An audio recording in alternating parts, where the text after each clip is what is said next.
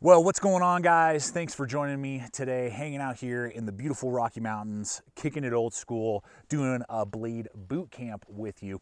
And we're looking at a mid-weight survival knife. I love mid-weight survival knives. They have so much capability, but also have a compact package and footprint that we can carry, particularly if we're going miles and miles. And today we're looking at a Work Tuff made, designed by ODM Knives, Wilderness Warrior.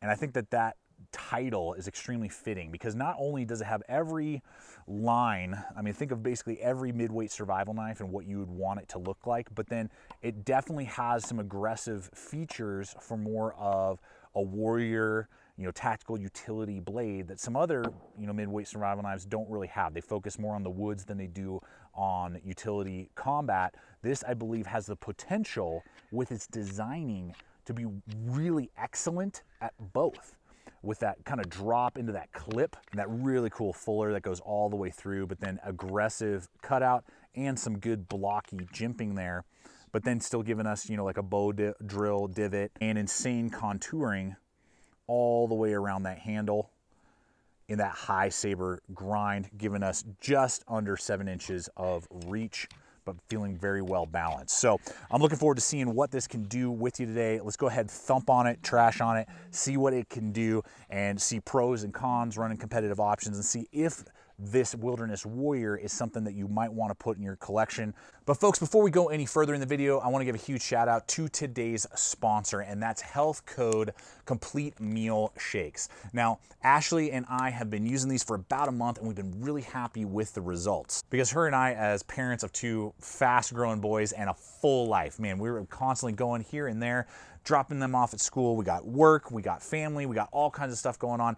Sometimes getting a good meal into us that's healthy is kind of last on the list, and then what ends up happening, either grab a power bar on your way out and then you're starving an hour later, then you hit the drive-through, you spend more money than you wish you would, and you eat a 1,500 calorie meal, and you're like, what is going on? And before you know it, you're just not feeling good. Maybe you're adding on those pounds, and it's just not good for your pocketbook, and it's not good for your belly either.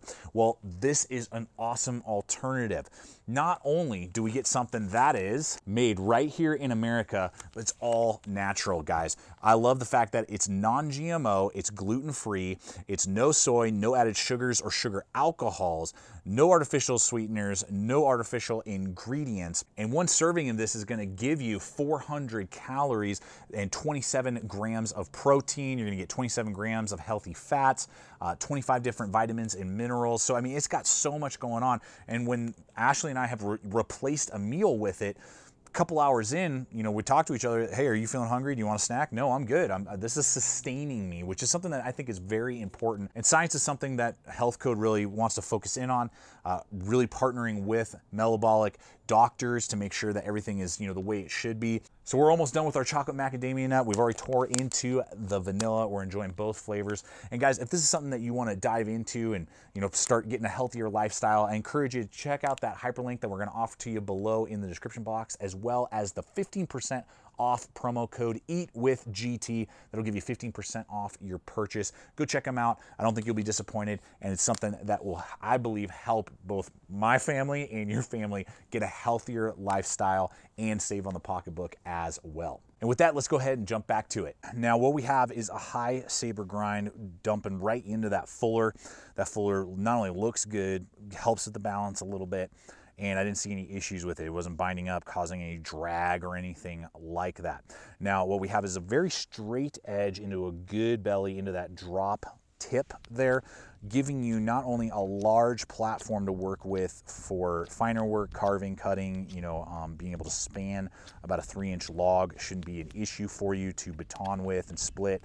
But it also gives you then the tip to not only be able to do like a bow drill divot hole, because the tip lines up perfectly with the screws and kind of going down the center of the blade, which is a nice feature for woodscraft, but then it has the piercing capability for more of a stabbing, combat utility role if that's something that you needed it to do. Now, from handle to tip, you're looking at 6.9 inches, so that's nice. You get a little bit more reach than some other midweight survival knives that oftentimes are like 6.5 overall, or even six inches. This is pushing 7 inches, and then cutting edge is 6.1. So that's really nice to see that. Obviously, you got the finger choil, you got a 90-degree spine that will throw sparks like crazy. You got a good coating to fight against rust on the SK85 steel from Japan. Now, these are made in Taiwan. The fit and finish, if you've been following the channel for a while and you're starting to learn about, and if you're for some reason not aware of Work Tuff gear, the quality control and the fit and finish is mid-tech level. I mean, above just production quality, and attention to detail that is done through Work Tuff gear is very impressive. So they do a double heat treat and a lot of different stuff over there, and then it has that saber grind, but even a convex edge, which a lot of brands don't do. Look, here comes the sun. Here comes the sun. And then, where was I? The sun got me off track, guys. Where was I with that? Yeah, so just the convex edge even helps with just durability. But the steel, Rockwell 56 to 58, very tough, very durable. I'd put it up against most 1095s made here in America. I'm very pleased with it. And then the thickness being 0.196, so a little bit over 3/16, not quite a quarter though, is perfect so that you have robustness and durability, but because of the high saber, you can still do a lot of even food prep and lots of finer slicing and cutting if you wish. Now, as we zoom on into the handle, these handle scales are G10. That's usually what is being used over there through Work Tuff gear. And the ergonomics are something to definitely note. More and more brands are starting to make better ergonomic handles for these style of survival knives. They used to be just squared off blocky micarta, and it was just terrible. This G10 is contoured super well, nice little red liners that pop in there. I believe you can get different handle scales. Recessed screws, bow drivet holes on either side there. You get scallops on the inside there that you can really, lock onto and really get a good kind of like chest lever grip, or if you're doing a pinch grip and you're doing food prep, game cleaning, something like that, that offers that. Now it's 15.3 ounces, so just a hair under a pound, which is also nice because you get a little bit more power for chopping. And it can delimb very easily, and that's helped with just the handle scales itself. Has really nice contouring out the back. This bird beak portion is not as sharp as some of the other Work Tuffs that we've seen, so there's not as much shock that you're dealing with. You do have an exposed tang out the back that you can do pommeling, good lanyard hole area, but it kind of tapers and then flares out the back, and it's got a really big, nice palm swell. Tapers near the neck a little bit and then flares out again, giving you just amazing contouring feeling. Like, it feels really good.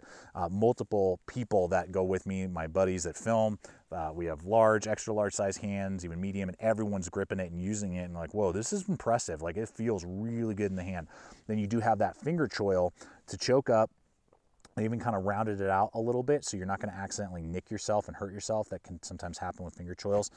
And then you got the thumb ramp into the jimping there. Now, that's squared off jimping. It is a little sharp, but I rest my thumb right there. I don't even notice it. And then if I do put my thumb back here, then I have that traction if I was doing stabbing or piercing. And then obviously just your normal hammer grip, you won't even feel it. So it is a little bit on the sharp side for me. You can obviously, if it's a problem for you, hit it with a sander or something, but it didn't. Anytime I am actually putting my thumb there, it's because I'm piercing with it and I want that grip and extra traction. Anywhere else I rest my thumb when I'm just naturally holding it, it never was an issue. So just take that in consideration. But great overall handle ergonomics, giving you not only the benefits of like high traction and deep cutouts for more stabbing and piercing, but lots of contouring and ergonomics for long-term woods use, which is what you want in a midweight survival knife. I just want to touch on the sheath too. Really nice Kydex sheath there for us. Good attachments, ambidextrous, nothing to complain about there. Fully functional. It's really nice to see that more and more brands are giving us good quality Kydex or leather sheaths right out of the gate, and not the budget nylon that we used to see, say, 5-10 years ago. All right, guys, let's go ahead and hit pricing, competitive options, and just unpack a little bit more what a midweight survival knife maybe is to you and what you're looking for. So what this is going for over on the Work Tuff Gear website is $160 on average. Now I'll have links for you guys over there below in the description box, so you can go check them out, as well as some of the competitive options I'm about to run in here to kind of give you some food for thought and help you make a good choice.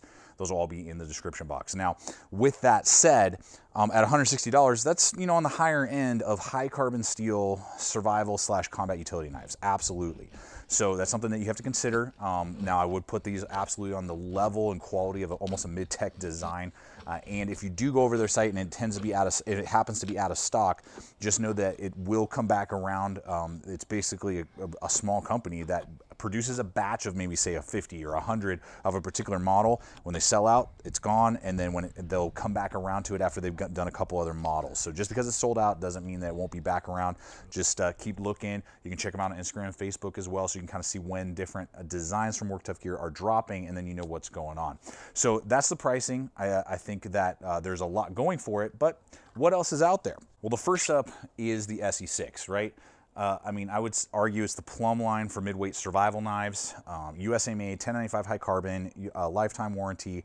And now with the upgraded contoured handle scales in G10 or micarta, I mean, it's a great midweight survival knife, and really the plumb line for me that I measure almost every other knife like it against. And it comes with a nice polymer sheath.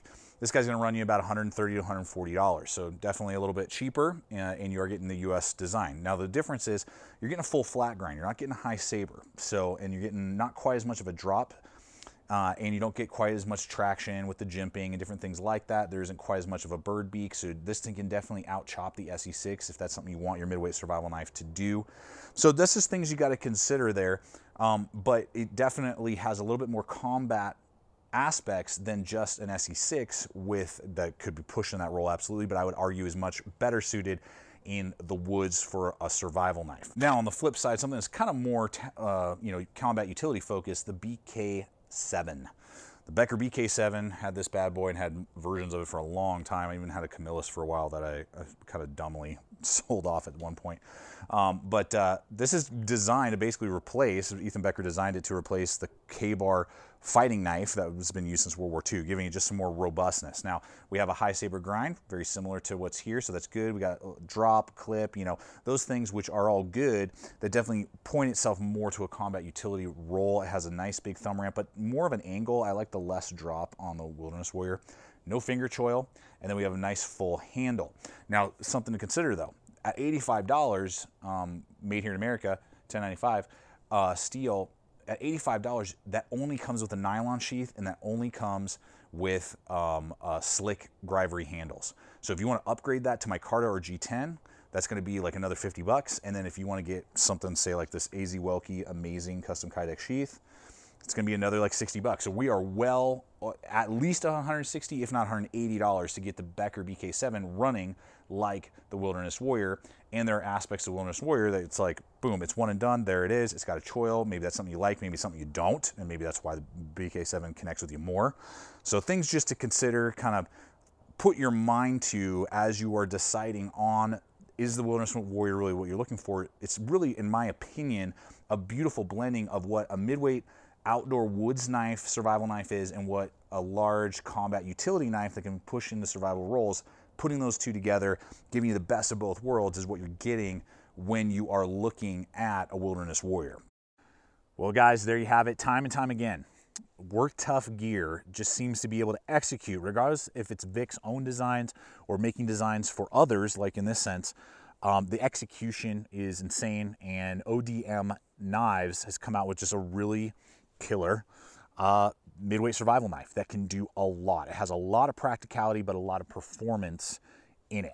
So if you are in that market and you like what you see here, there's really, in my opinion, no need to upgrade anything, and it's going to feel great for long woods working tasks, but also be quick and nimble and piercing enough to use in a self-defense role, combat utility role, if you want to. So look forward to hearing your guys' thoughts. What do you think about the Wilderness Warrior? What is maybe your experience if you already own one? And just what do you look for in a midweight survival knife? I always love hearing your guys' comments and thoughts. It's always a blast. And I just appreciate you guys so much. I invite you to check out the other video popping up. Subscribe if you're not yet a subscriber, throwing up content like this all the time. You can check out other projects I'm working on. And until next time, always remember, stay equipped, stay prepared, and we'll see you out there.